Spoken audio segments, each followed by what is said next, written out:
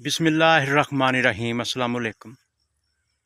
तो नाजरीन, दिन छोटे तो रातां जिहड़ियां ना वो बड़ियां हो गईयां ते मेरा गल करन दा मकसद यह है कि 5 ला के ते 15 असीं कमाउणा वा।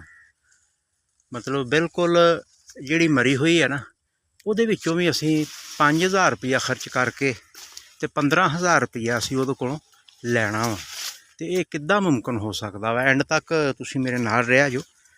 मेरा गल करन दा मकसद यह है कि वसत अप्रैल उदों भी तकरीबन टैंपरेचर जिहड़ा ना 35 डिग्री ते हुंदा ते बीटी काटन वास्ते तो बड़ा आइडियल यह मौसम आ, वैदर आ। ते हुण गल दा मकसद ये होऊगा कि जिथे असीं अगे सारा कुछ कर लिया ते हुण थोड़ी जी अगर असीं मेहनत कर लीए ना ते उस मेहनत दे नाल सानूं कुछ ना कुछ आउटपुट मिल सकदी है।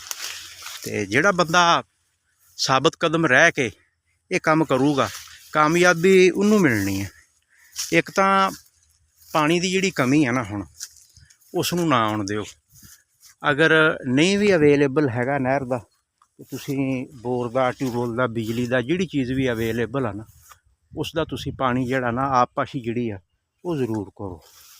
दूसरा जिहड़ा है ना नाइट्रोजन का सोर्स, क्योंकि तेज़ी दे नाल फ्रूटिंग जारी है तो तेज़ी दे नाल जिहड़ा ना ये सफेद फुल तो उन्हें गुलाबी फुल बनना और गुलाबी तो बाद उन्हें टिंडा बनना।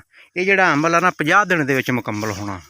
तो सानू चाहिए कि हुण ना असीं नाइट्रोजन जिहड़ी है ना वो ज़्यादा नहीं एवें कोई 20-25 किलो फी किला ये सानू दे देनी चाहिए है। अगर असीं 2 किल्लियां ते भी एक बोरी फ्लड करदे आ ना तो बोरी की कीमत अगर 5000 रुपया वा तो इंशाअल्लाह ताला मैं तुहानूं दावे ना कहना कि हुण दा कीता होया खर्चा जिहड़ा ना वो राएगा नहीं जाएगा। अच्छे तरीके दे नाल ना हुण तुसीं देख लो ना कि टिंडे दा साइज़ भी किड्डा मोटा वा। इनू असीं तेले तो बचाउणा वा इस फ्रूट नूं ते गुलाबी तो बचाउणा। जिहड़े तां बी हैगे आ पिंक फ्री उत्थे तां कोई एड्डी परेशानी ज़्यादा नहीं गी ते जिहड़े जिन्हां दी रजिस्टेंस नहीं है गुलाबी के खिलाफ तो उत्थे तुसीं गुलाबी का ना मूँह थोड़ा जिहा कौड़ा कर लो।